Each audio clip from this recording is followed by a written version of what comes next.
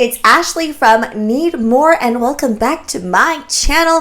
Thank you so much for coming back. We are going to have another episode on a segment I like to call Advice with Auntie Ash. So I have not talked a lot on this channel about my personal life, but this is definitely something I am bringing up more and more on this channel. I know we're still doing things like cooking and eating because yes, love those things. And I know I did say that this was supposed to be like my savory channel. It is my savory channel, but it's also my channel where I talk to you guys about other things that I'm interested in and lifestyle and advice. I think we either see a really rosy side of motherhood where everybody just loves it, and then we see the extremes of like everything is terrible and it's just really severe postpartum. But there's a lack of that in between, if you know what I mean. I'm going to start off with talking about my birth story, which I have told before in some capacity, but I can't exactly remember where or how I told it. I think it might be in shorts that I told this. So I'm going to tell you my birth story and why I think it led to me being confused about postpartum the second time around. So for those of you that don't know, I have two children. I had my first child when I was fairly young in my mid-20s. So I had a very, very normal pregnancy.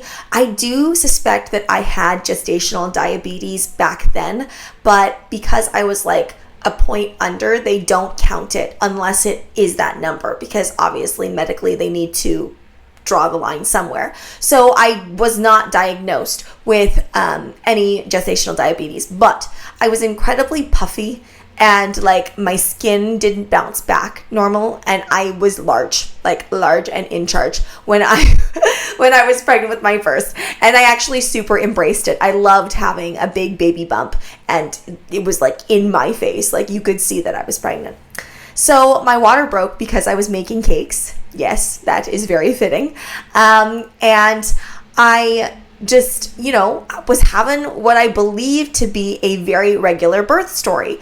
And my mom had a C-section with both my sister and I. So I kind of went into it thinking I'm probably going to have a C-section, but I'm going to try my best to, give birth naturally. So I went into this experience being totally just like a wide-eyed deer. Like, I'm ready for this. But also I'm nervous, but I'm also ready for this. And I ended up getting an emergency C-section, but it wasn't like your typical emergency C-section. It wasn't as if, doctors were rushing around me and like the baby's heart rate was dropping. It was nothing like that. It was just that they were like, you could stay in labor longer, but do you just want to get a C-section? And I'd already been in labor for 32 hours. So I said, yeah, just give me the C-section. And it really was because I was just so excited to see my baby, and I was tired of being in labor. I had an epidural, so I really wasn't feeling anything. I wasn't in pain anymore. So I got the C-section. Now, my water had been broken for more than 24 hours. So now I know that having your water broken for that long is a big no-no, and obviously opens up your body to getting an infection and being more susceptible to infections. And so I got an infection. And I didn't just get an infection and it cleared up. I got an infection which resulted in me having to have an additional surgery and stay in the hospital for nearly a full month. So my baby was literally growing larger than the bassinet that they provide because she was so much bigger than what a newborn would be. She was nearly a month old when we left the hospital. So I had a lot of crying. I had a lot of tears. They sent social workers in to see me, but I was getting anti-blood clotting needles stabbed into me every night. And oh my gosh, that is more painful than any needle I have ever experienced in my entire life. It hurt so badly that the minute I woke up in the morning, I would dread the idea that I'm gonna have to get these blood clot medications administered via needle. So I would have anxiety about it the whole day. I was also getting like 4 blood tests a day. I was in extreme pain because I had to get, not only was I recovering from this original C-section that I got, I had another additional surgery in which I was split open this way. So I had a cut this way and a cut this way. So it actually was opening up. It was like, it's like an anchor almost. And I still have a scar that looks like an anchor. And I had a hole in my body, and they had to actually stuff that hole. And so I was obviously crying, and I was obviously very upset. I also had some staff not be very kind to me, and I think not being very understanding of like the hormones that go through your body after you give birth. Obviously, we know this, like, it is out of whack. When I see moms standing up after giving birth, I'm like, but how? Like, that is how I was feeling in that moment. I was like, I don't get it though. Like, I see all these moms looking like they're so fine afterwards. And I mean, mind you, I had a horrendous experience. It was very, very traumatizing. And I can only say this now. It wasn't like I was afraid to say it back then, but I kind of was just like, whatever, I just have to make it through. But now that I've had many, many years to reflect, I'm like, whoa, that was an ordeal. And I just kind of went through that ordeal as if it were nothing. I was definitely whining, complaining, saying, get me out of here. I want to get out of here. And saying things like, I don't want to be around right now in this world. But obviously, like, I was just being hyperbolic, and I knew that. Like, it wasn't as if I wanted to end it all there. It just was that kind of talk going through my head, because I was on a lot of medications as well for the pain. Like, it was literally like hooked up, press a button just to ease the pain. Because getting sliced in all directions like that, plus having your body trying to heal itself and go back to normal after a birth, is quite intense. And I had nurses that just kept trying to push nursing, and I just having my daughter against my cut was so painful, and nobody in the hospital seemed to understand that. And even like after my second surgery, they're like, you need to get up and start walking around now. And I was literally hunched over, because if I were to straighten out, the hole would begin to open up and would begin to show. And so there was a lot of lack of understanding from people, until finally the specialist came in and was like, no, she is not to stand up. She is not to do these things. You need to stop saying these things. So finally, it was good, but it was also like, why is there this much miscommunication in the medical world? I'm not understanding what is happening. And upon reflection, I'm like, oh, it's because it was such a rare thing to happen. Like, ladies, if you are pregnant right now and this is your first time having a child, and I am terrifying you with my story, please don't be terrified, because it really is very, very rare for something like this to happen. I have had lots of friends, family give birth, and this does not happen. So take that as you will. So during this time, of course I was crying. They were sending social workers in. They were saying things like, asking me if I felt like I was okay. Why am I crying? I'm like, would you not be crying if you just underwent 2 major surgeries in a span of a couple weeks, and you have a newborn that you can't even change the diaper of because your IVs are in the way and the IVs keep falling out and breaking down? It was wild to me, but I understand why they needed to ask me these questions. And I had to get blood transfusions. I had to go the whole 9 yards and do things that I never ever thought that I would have to do with my child. To do having a child. They just don't talk about, no one talks about that. So I just kind of, once I was out of the hospital, I was like, yay. I wanted to go home so badly. I hadn't been home at all with my new baby. And I was a little upset that now she had to be on formula. And I had a lot of feelings about that. Like, I felt like I wasn't doing my part feeding her because I was feeding her formula, which, by the way, we all know fed is best. And now that my child is much older, I have one that I fed with formula, and I have one that I fully nursed, and they are perfectly healthy, and they are both the same in terms of that. So it doesn't affect anything. It's not as if, I can notice as a teacher, yes, you were bottle fed and you were not. No. But these are the thoughts that run through your head when you're a new young mom that has gone through a lot of trauma. And so when I came out of the hospital, I was like, oh, this is so much better. And when I was finally able to stand up straight, and the nurses had to come to fill the hole up with silver. It's something that they do to heal faster. And so once I got out of that, I was like really owning being a mom, and I really was like, yeah, this is awesome. I am so good at this. That was a struggle. This is nothing. Getting up in the middle of the night, sure, I'm tired, but like nothing will be as bad as what I experienced in the hospital. So I had this mentality. I mean, this isn't to say that I was never tired or that I didn't have challenges with my daughter or that I didn't experience, diaper blowouts and just the general things that you just don't know your first time being a parent, okay? So, I had all that.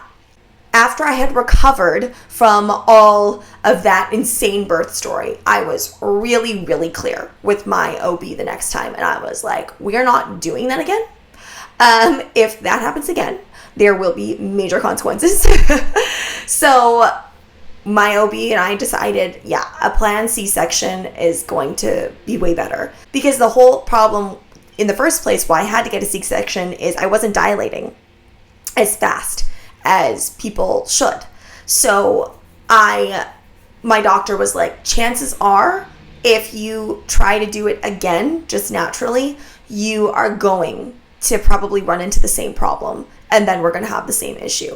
So she was like, you can risk it and you can try to do it again, but I would recommend that you just have a scheduled C-section. I was like, I already have the scars.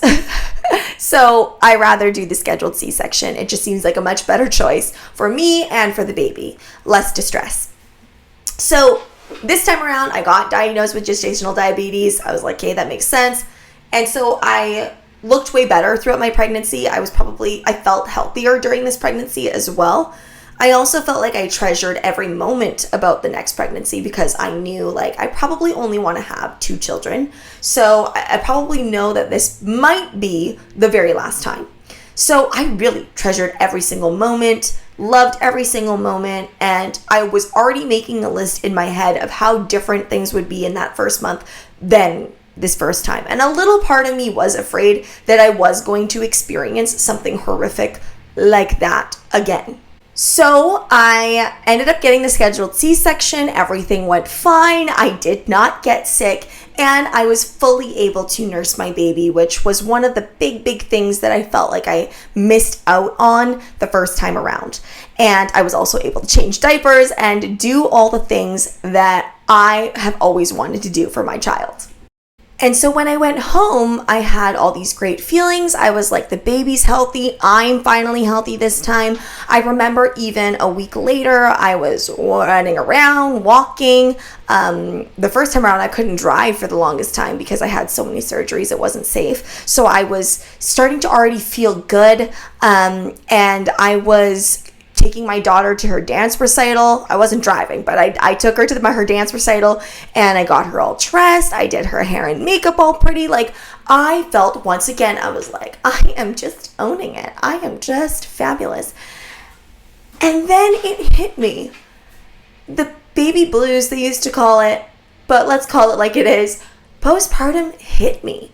And I just felt this sense of complete, almost disassociation with what was happening. And I'm such a logical person. I know why I'm feeling what I'm feeling. I don't play mind games. I am so straightforward.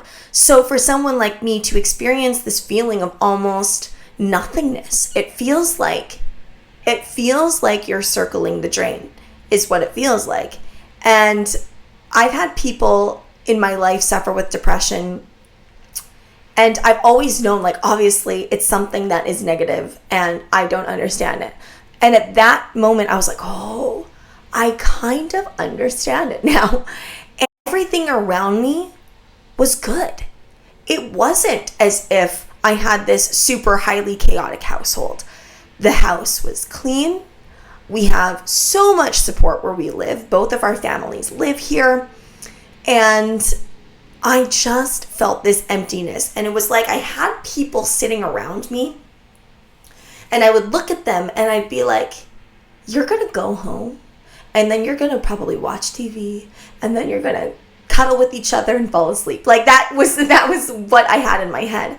And I was like, but when you go home, I know I'm going to get up in 3 hours to feed this child. Then I'm going to sleep for a few more hours. And then I'm going to get up again and feed this child. And then I'm going to sleep again. And then I'm going to get up again. Then I'm going to get up. And then I'm going to wash laundry. And then I'm going to do this. And then I'm going to do that. The routine was almost getting to me, which is weird because I love routine. I'm a routine gal.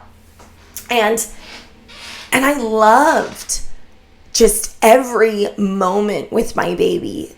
And so I could not wrap my head around why I was feeling this way. I could not wrap my head around trying to escape this feeling. And it was weird because logically in my mind, I was like, I know why I'm feeling this way. This is not me. This is the hormones talking. This is postpartum. And I would try to explain it to people and they'd be like, you'll be fine in a little bit. And at that time, it was just like, okay, so is that supposed to make me feel better? And the truth of the matter is that I did get through it. And eventually, especially once I completely healed and was able to drive and stuff, that feeling went away from me. But I know some people are not so lucky. And I make this video for people like you or people that are maybe going to go into a brand new pregnancy and this is your first child and you're maybe afraid of this feeling. And so here's my advice for those of you.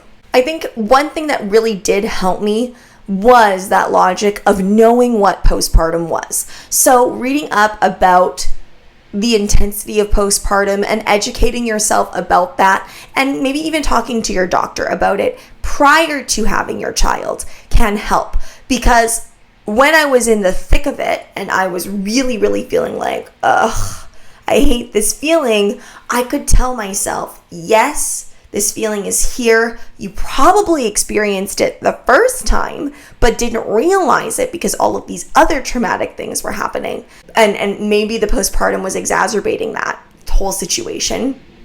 But I just remember telling myself, it will be over eventually. And you will start to feel like your life is your own again eventually. And so repeating that to myself and knowing who I am did actually help me. So I mentioned earlier too that we had a lot of support. And I think that if you are not fortunate enough to have familial support around you, have friends that can help support you and that know you really well and can be there for you in times where it is really, really tough and you're really, really struggling and you just maybe need a break from your baby or you just need some time to relax or take a shower or whatever. Some people struggle with the opposite though, where maybe you do have a lot of support, but the idea of letting them help you is really hard. I think going into it prior to having your child and saying, I am going to relinquish that type of control and I'm going to let people help me. And it might not even be a control thing. It might be that you feel really bad that people are helping you. But remember that these people want to help you. People that offer their help don't want you to say no. It also is a feeling of feeling needed that some people also enjoy and like. So as much as you might feel like I'm taking away their time, that person might get their cup filled in other ways by giving you that helping hand and lending you that helping hand. Keeping social also really, really helped me. So I think that if I didn't have those social engagements to kind of remind me that, okay, life is going on outside of these four walls, I think I would have gone a little stir crazy. It was almost like when my friends would come over, it was like a wake up call of like, okay, that's what I'm going to be like again in like a few months or a few weeks or whatever. It was good to have those reminders that other people outside were still living their life. Because I think when you have a newborn, and at this point I had a toddler, it was like, okay, I need to remind myself that life exists out of diapers. It exists outside of really super scheduled feedings and naps. Because to be honest, that part of motherhood is so fleeting and your brain forgets very quickly. And now that my children are a lot older, it is such a pleasant experience being a mother. I love being a mother. And so just remembering that those are fleeting times. And I was lucky enough that my postpartum did wear off and my hormones regulated and things were more regulated long before my child even turned like 6 months. They were very regulated. And so I was able to enjoy that part of their upbringing. I think also not shouldering all of the wake ups yourself. If you can, if it's possible. I know that a lot of us sometimes feel like, oh, like my husband or my partner is working and I'm just staying home. So it's only fair that I do every single wake up. Now, of course, if you are nursing, you will have to do every single wake up, but you could make it easier on yourself. I know some husbands that lift the baby out, put them on, and then they just wait there while mommy's sleeping. And we didn't necessarily do that. I don't think I needed that type of support, but with my first one, I did need him to warm up the bottle and while I did some other things for our child. So, I do think that kind of sharing some of that is okay. I know there's that guilt of, but they're the ones that have to go to work. But now as somebody who wakes up sometimes and has to deal with things and gets minimal amount of sleep, it is a lot easier to deal, for me at least, to deal with a little bit of a thing that I had to do, a little bit less sleep, but then be able to go to work all day. I think watching a baby is very different from that. It is almost like a break. I'm going to say that. It is like a break. I love work too. I love work and I don't feel, bogged down the way sometimes when you are in the thick of raising a newborn, it can feel like that. So I think spreading out the work is okay. And finally, something that really helped me was allowing myself for self-care and time away.